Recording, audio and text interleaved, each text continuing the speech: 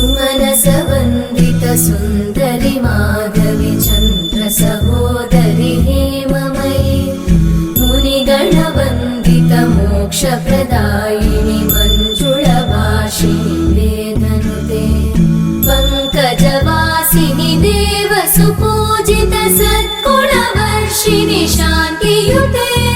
जय जय हे मधुसूदन कामिनि आदिलक्ष्मि जय पालय